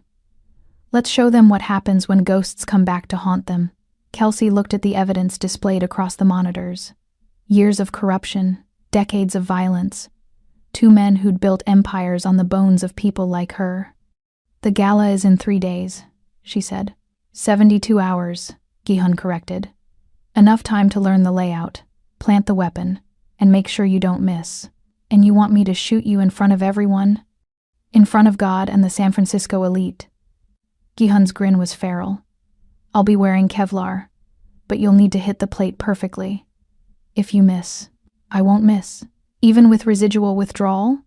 Even with the pressure? Kelsey met his gaze steadily. I'm subject 0. I never miss. No. His hand found hers again, their fingers intertwining with a rightness that felt inevitable. You don't, which is why this is going to work. We fake my death. You get captured. Vane takes you back to his bunker, where he keeps the full antidote formula. And while he's gloating, I'll be coming for him from below. And Jonathan? Jonathan will be at the gala. Will see me die. Will think he's won. And that's when my people will move on him. Simultaneously. Both targets, both locations, both monsters destroyed in one night. It was insane. It was impossible. It was exactly the kind of operation that would either become legendary or get them killed. Kelsey pulled up a schematic of the opera house, already planning angles and exits. I'll need a clean line of sight. No obstructions. You'll be in the rafters. I've already secured access. And after I shoot you, when Vane's people close in, you surrender, scream, make it look real. They'll take you straight to him. He'll want to punish you personally for killing me. That's when you'll have access to everything. His servers, his antidote, his throat. You're asking me to put myself back in his hands. I'm asking you to trust me. Gi-hun turned her to face him fully, his hands on her shoulders. To trust that I'll come for you, that you won't be alone in that bunker, that this time, when the monster has you, you'll have backup. And if something goes wrong, then we improvise, together. That's what partners do. Partners. The word settled over Kelsey like a promise. She'd worked alone for so long, had learned to trust only herself. But looking at Gi-hun, seeing the determination in his eyes, feeling the steady strength in his hands, she found herself believing maybe she didn't have to be alone anymore. Maybe Subject 0 could have a partner after all. Together, she said, sealing the pact. Together. Gi-hun pulled her into an embrace that felt like coming home. Now let's go kill some monsters. The opera house glittered like a jewel box designed by someone who'd never known subtlety. Crystal chandeliers scattered light across silk-draped walls. The city's elite circulated in their designer armor. Armani and Valentino and names Kelsey didn't care to remember. Champagne flowed. Laughter echoed. Underneath the civility, predators assessed each other with the timeless calculus of power. Kelsey watched from the rafters, invisible in tactical black. The sniper rifle was a familiar weight in her hands. Different weapon than the Shaytak, but the principle was the same. It was where Gi-hun had promised it would be, planted inside the ventilation shaft by his team 2 days ago. Breathe. Aim. Kill. Except tonight. Killing wasn't the objective. Tonight was theater. Through her scope, she found Gi-hun entering the main hall. He wore a tuxedo that transformed him from dangerous to devastating. Every woman in the room tracked his movement. Every man measured themselves against him and found themselves wanting. The Tiger of Soul, making an entrance. And there, halfway across the room, Dominic Vane, looking smug in his tailored suit, champagne in hand, laughing with a senator Kelsey didn't recognize. He thought he'd won. Thought she was dead or broken somewhere. No longer his problem. Jonathan stood near the stage, distinguished and silver-haired, playing the role of respected politician with practiced ease. Kelsey's finger tightened on the trigger. Not yet, not him. The plan required precision. Ghost to tiger, she murmured into her comm. I have visual. You're clear to engage. Copy. Gi-hun's voice was steady in her ear. Remember, center mass, through the Kevlar. Don't hesitate. I never hesitate. I know, that's what I love about you. The word landed like a bullet she hadn't seen coming. Love. He'd said it casually, easily, like it was a fact rather than a revelation. Kelsey's breath caught. Focus, little bird.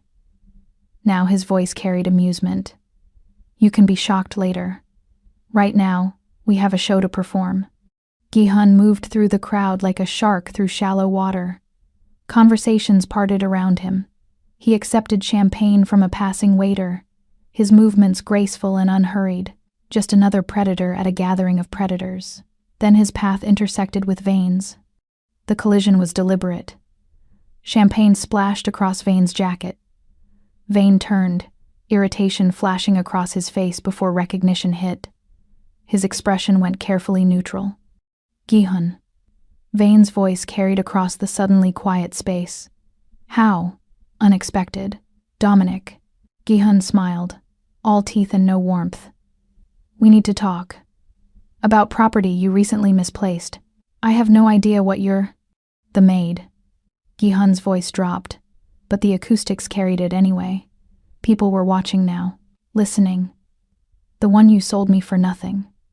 The one who turned out to be significantly more valuable than you realized. Vane's face went white, then red. That's not. You can't. Can't what?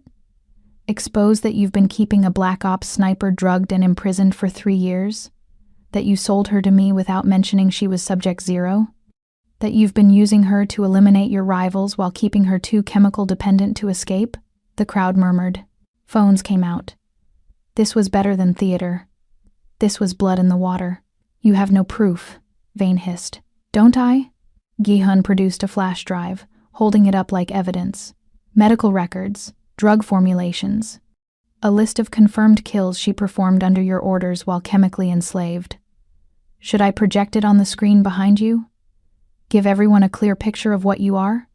Kelsey's scope tracked between them. Security was moving in. Vane's people, converging from multiple angles. This was it, the moment that would commit them both to the path or get them killed. You're a dead man, Vane said quietly. Probably. Gi-hun's smile widened. But not before I ruin you. Vane's security is 20 feet from your position, Kelsey murmured into the comm. 15. You need to move now. Not yet. Need the visual. Need everyone to see. 10 feet. 5. Gi-hun turned toward the stage, toward Jonathan, catching the senator's eye across the room. Jonathan's expression shifted from curiosity to alarm. He recognized the threat, understood what was about to happen. Senator Jonathan, Gi-hun called out, his voice carrying. Tell them about your partnership with Vane, about the Black Ops team you had killed, about Subject Zero. Jonathan went pale. The crowd pressed closer, sharks sensing scandal. Now, little bird, Gi-hun said softly. Do it now, Kelsey breathed out. The world narrowed to the scope's crosshairs. The Kevlar plate under Gi-hun's shirt was exactly where he'd said it would be, over his heart. Designed to stop a bullet without causing actual damage. But the shot had to be perfect. Too high, she hit his throat. Too low, she hit his stomach. Either way, he'd die. Her hands were steady. The tremors had stopped completely. Subject Zero was back. She aimed for the center of the Kevlar plate, the spot that would create maximum visual impact. Blood pack exploding, Gi-hun falling dramatically, while causing minimum actual damage. The room seemed to hold its breath. Kelsey pulled the trigger. The sound was catastrophic in the enclosed space. Gi-hun's chest exploded in crimson as the blood pack ruptured. He staggered, his hand going to the wound, his eyes wide with shock that was half real, half performance. He fell, crashing into a table, champagne glasses shattering around him. Screaming, panic, people running for exits. Kelsey was already moving, breaking down the rifle with practiced efficiency. She had 15 seconds before security found her position, 10 seconds to plant the evidence, 5 seconds to. A hand closed around her ankle. She looked down into the face of one of Vane's men, his expression savage with triumph. More men appeared, professionals who'd anticipated her location, waited for the shot, trapped her in the rafters. "Don't move," the lead guard ordered, his gun pressed to her spine. "You're coming with us." Kelsey let the rifle clatter to the catwalk, raised her hands, played the captured sniper, shocked and defeated. Inside, Subject Zero was calculating, observing, preparing for what came next. They slapped heavy steel cuffs on her wrists, yanked her to her feet, and dragged her down service stairs away from the chaos. A van waited in the alley, engine running. She let them throw her inside, let them slam the doors shut, sealing her in darkness with 4 armed men. The plan was working. She was being delivered exactly where she needed to be, to Vane's bunker, to the antidote, to the endgame.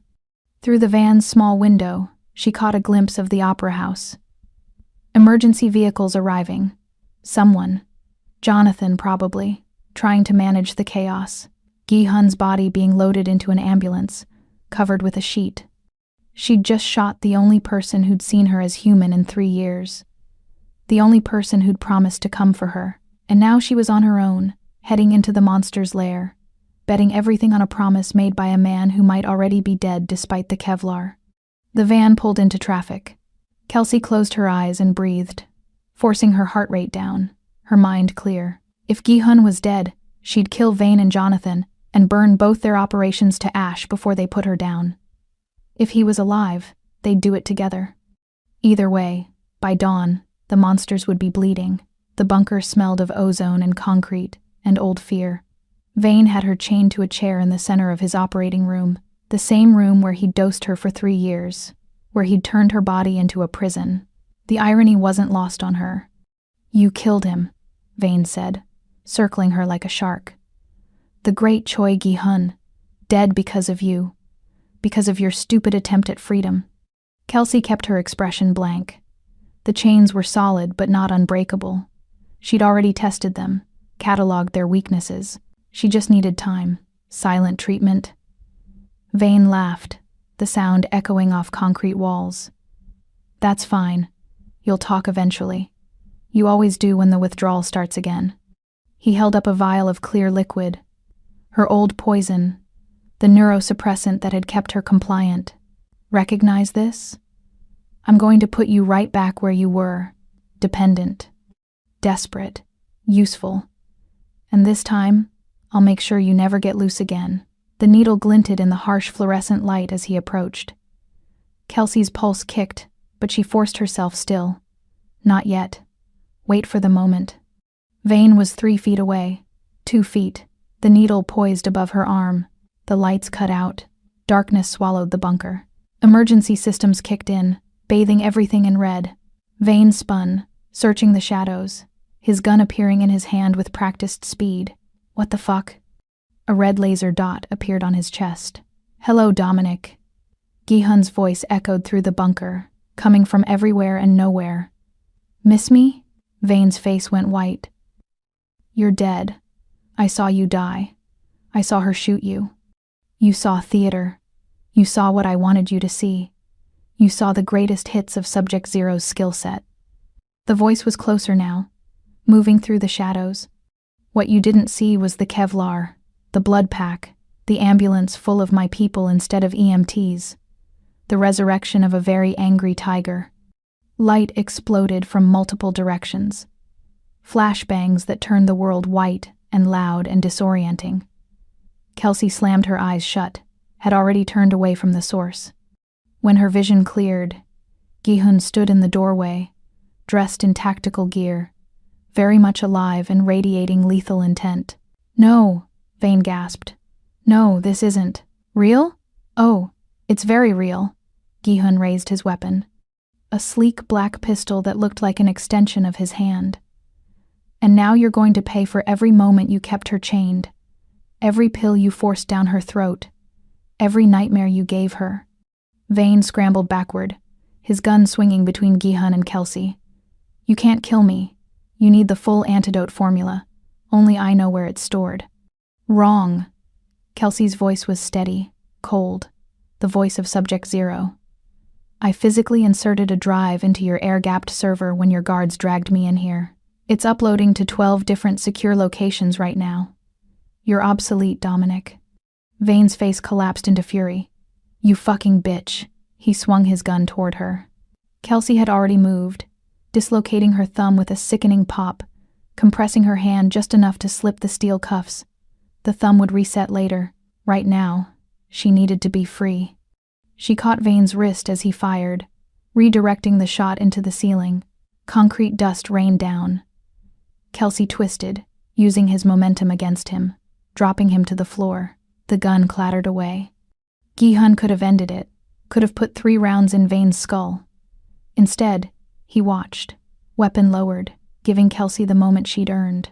"You made me a ghost," Kelsey said, kneeling on Vane's chest, her hands around his throat.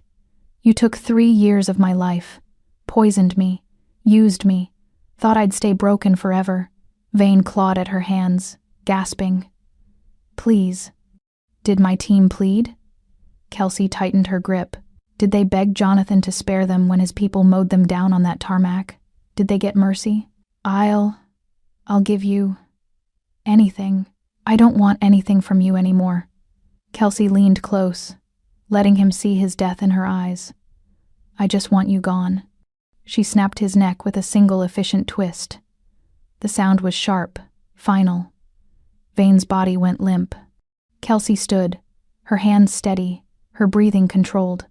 She'd imagined this moment for 3 years, had pictured herself feeling triumph, satisfaction, closure.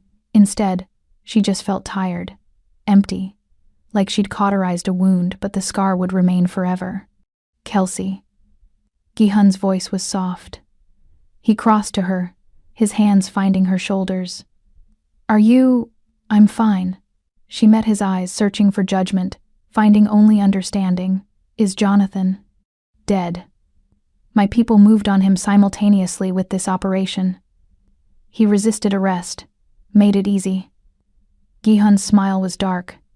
"The monsters are gone, both of them, erased, just like that. Just like that."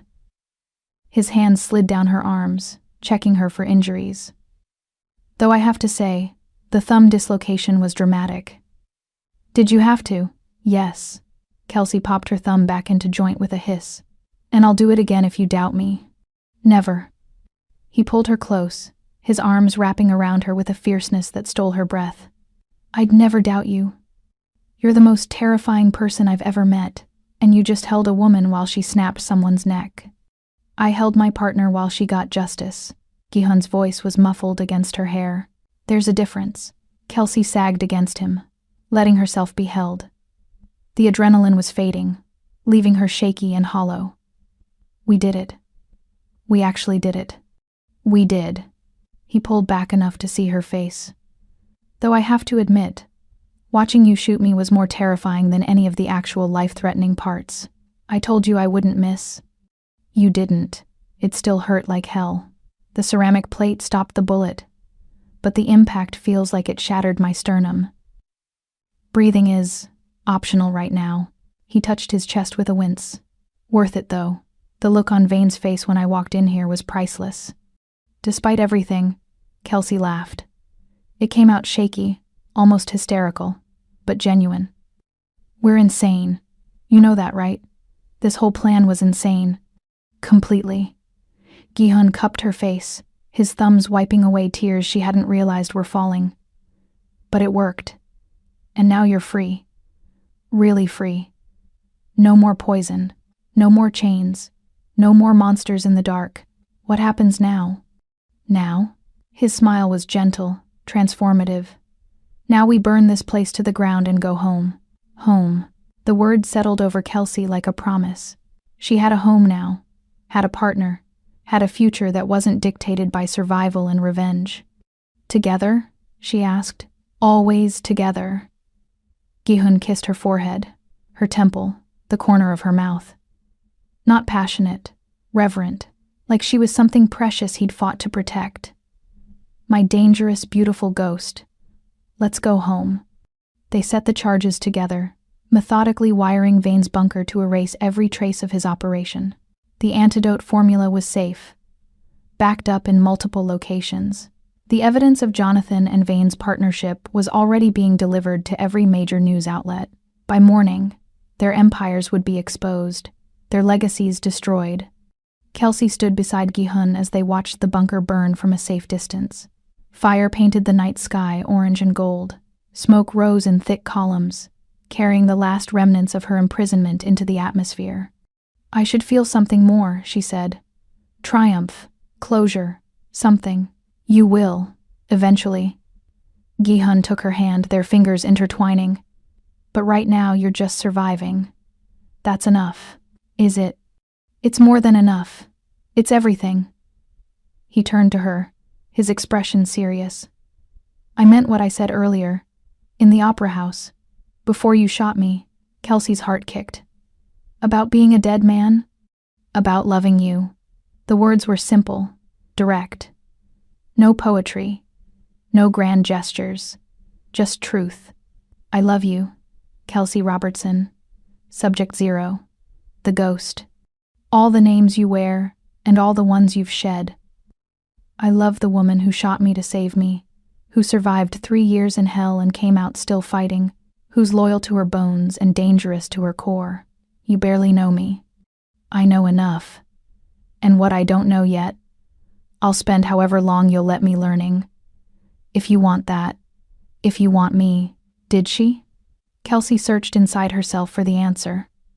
Found it waiting, obvious and terrifying. I don't know how to be in a relationship, she admitted. I don't know how to be anything other than a weapon. Then we'll figure it out together. 2 weapons learning to be people. 2 ghosts becoming real. Gi-hun stepped closer, his free hand coming up to cup her face. But only if you want this. I won't trap you, Kelsey. You're free now. Completely free. You can walk away. I'll help you disappear.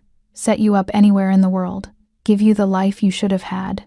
And if I don't want to disappear, then stay. Be my partner. My equal. Help me run the organization my father built. Turn it into something better than revenge and violence. Or don't. Forge your own path. And I'll support you anyway. Whatever you choose. I'm not letting you go unless you tell me to. Kelsey looked at the fire, looked at the night sky, looked at the man offering her freedom and partnership, and something that felt dangerously like home. I'm done running, she said. Relief flooded Gi-hun's expression. Yeah? Kelsey rose on her toes, closing the distance between them. I want to stay. I want to figure this out. I want to see what we become when we're not fighting for survival. He kissed her then, deep and thorough and full of promise. The fire blazed behind them, erasing the past. The future stretched ahead, unwritten and theirs to shape. When they finally pulled apart, both breathing hard, Gi-hun smiled against her lips. Welcome home, little bird, he whispered. And for the first time in 6 years, Kelsey Robertson believed she'd found one. 3 months later, the penthouse looked different in daylight, warmer, more lived in. Books scattered across the coffee table, hers mixed with his. Coffee cups abandoned mid-morning. Evidence of 2 lives intertwining, learning the rhythm of cohabitation. Kelsey stood on the balcony, watching fog roll in off the Pacific. Her body was her own again. The antidote had purged the last traces of Vane's poison. The tremors were gone. Her vision was sharp. Subject 0 was fully operational. But Subject Zero wasn't who she was anymore. Or maybe she was, but she was also just Kelsey now. Partner, survivor, woman learning how to exist without a constant threat assessment running in her head. "You're thinking too loud," Gi-hun's voice came from behind her. "I can hear your brain working from the kitchen." She turned to find him holding 2 cups of coffee, his hair still damp from the shower. 3 months of living together had taught her his routines. Morning run, shower, coffee, then work. "Just processing," she said, accepting a cup. "It's been 3 months. 97 days since the opera house. 97 days since we burned it all down." Gi-hun leaned against the balcony railing beside her, close enough that their shoulders touched. Having regrets? No. Just adjusting. It was true. The physical wounds had healed quickly. The psychological ones were taking longer. She still woke, sometimes expecting to find herself back in Vane's penthouse, chained and desperate. Still reached for weapons that weren't there. Still cataloged exits in every room she entered. But she was learning to sleep through the night without nightmares. Learning to accept touch without flinching. Learning that not every kindness hid cruelty beneath. "Jonathan's empire is officially dissolved," Gi-hun said, scrolling through his phone. "The feds seized everything. His political allies are scrambling to distance themselves. His name is synonymous with corruption now." "Good." Kelsey sipped her coffee, letting the warmth settle into her bones. "And Vane's organization?" "Scattered to the winds. His lieutenants are either dead or arrested. His shipments are intercepted. His network is in pieces." Gi-hun set his phone aside, giving her his full attention. "The monsters are gone, Kelsey. Really gone. They can't hurt you anymore." She wanted to believe him. Was learning to believe him. But hypervigilance was a hard habit to break. "I have something for you," Gi-hun said, pulling a small box from his pocket. Not a ring box. Something flatter. Kelsey set down her coffee and accepted it with hands that only trembled slightly. Inside was a passport. Her photo. A new name, Kelsey Choi. "It's not a proposal," Gi-hun said quickly. "Not yet. I know you're not ready for that. But it's options. A legitimate identity. Clean background. No flags. No warrants. You can travel. Live normally. Be whoever you want to be." Kelsey stared at the passport. Kelsey Choi. The name felt foreign and intimate simultaneously. "You gave me your name. I gave you freedom. The name is just paperwork." Gi-hun's hand found hers. "But if you want to use it, if you want to officially be my partner in all the legal ways that matter, it's there. No pressure, no expectations, just options. And if I want to use my own name, then I'll have a different passport made. Whatever you want, Kelsey. That's the point. You get to choose now. Choice. The luxury she'd been denied for so long. The freedom to decide her own path. "I'm not a good person," she said quietly. "I've killed people. A lot of people. I'll probably kill more if necessary." "I know. I've killed more." Gi-hun turned her to face him fully. "We're not good people, little bird. We're survivors who've done what we had to do. But we can choose to be better than what we were. Choose to build something that matters instead of just tearing things down." "Like what?" "Like taking the empire I just inherited and turning it into something actually useful. My father built it on blood and alliances with men like Jonathan. We're going to build it on something else. Protection instead of exploitation. Justice instead of revenge." His expression was serious, hopeful. "I need a partner for that. Someone as ruthless as me, but with a moral compass that actually points somewhere. Someone who understands that sometimes violence is necessary but shouldn't be the first choice. Someone who can shoot like a god but chooses not to unless there's no other option." "You're describing a fantasy." "I'm describing you." Gi-hun cupped her face, forcing her to meet his eyes. "You survived 3 years under Vane without becoming him. You kept your humanity while being turned into a weapon. You're exactly who I need. But more than that, you're exactly who I want. Even knowing I'm broken, you're not broken. You're sharp. There's a difference." He kissed her forehead, her nose, her mouth, soft touches that she was still learning to accept without bracing for pain. "And even if you were broken, I'd love you anyway." Because broken things can be beautiful, can be fierce, can be exactly what the world needs. Kelsey's throat tightened. I don't know how to do this. How to be in a relationship. How to trust someone not to hurt me. Good thing I'm patient. And stubborn. And not going anywhere. Gi-hun pulled her close, his arms solid and warm around her. We'll figure it out together. One day at a time. One choice at a time. No pressure. No expectations. Just us. Learning how to exist without constantly preparing for war. I still prepare for war. So do I. But maybe we can prepare together. And maybe between the preparations, we can have some peace. Peace. The word felt foreign, impossible. But standing here, wrapped in his arms, watching the fog roll in over a city that no longer held her nightmares, maybe it wasn't impossible after all. Okay, she whispered.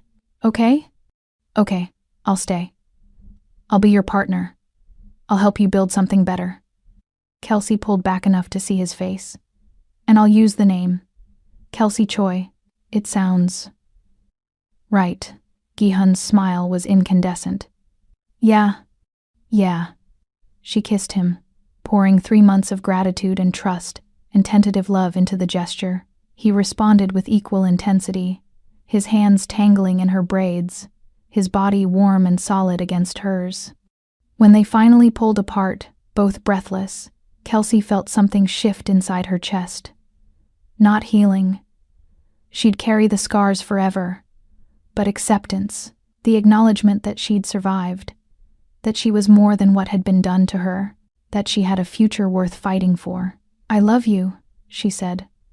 The words felt strange, new, but true. I don't know when it happened. Somewhere between you buying me and you holding me through withdrawal. Somewhere between you letting me shoot you and you walking into hell to save me. I love you, Gi-hun. I know. His expression was tender, devastating. I've known since you drugged my whiskey and then couldn't kill me. Since you took that impossible shot on the bridge. Since you snapped Vane's neck and then fell apart in my arms. I've known, little bird. I was just waiting for you to realize it too. Arrogant. Confident. He kissed her again, deeper this time, with intent that made her pulse kick. And I'll spend the rest of our lives proving I deserve it, proving you made the right choice in staying. How will you do that? By being exactly who I am. By never lying to you. By giving you space when you need it and being there when you don't. By letting you be the dangerous, beautiful, complicated woman you are, without trying to sand down your edges. His hand slid to her waist, pulling her flush against him. And by loving you exactly as you are. Subject Zero and Kelsey and every name and identity in between. Kelsey's defenses, already battered by 3 months of genuine care, finally crumbled completely. She let herself be held, let herself be loved, let herself believe that maybe, just maybe, she could have this, could have him, could have a future that was hers to choose. Okay, she said again. Let's do this. Let's build something. Together. Together, Gi-hun echoed, sealing the promise with a kiss. They stood on the balcony as the fog consumed the city, 2 ghosts becoming real, 2 weapons learning to be human, 2 survivors choosing to build instead of destroy. The past was ash. The future was theirs. And Kelsey Robertson, Subject Zero, the ghost, now Kelsey Choi, finally understood what freedom felt like. It felt like coming home.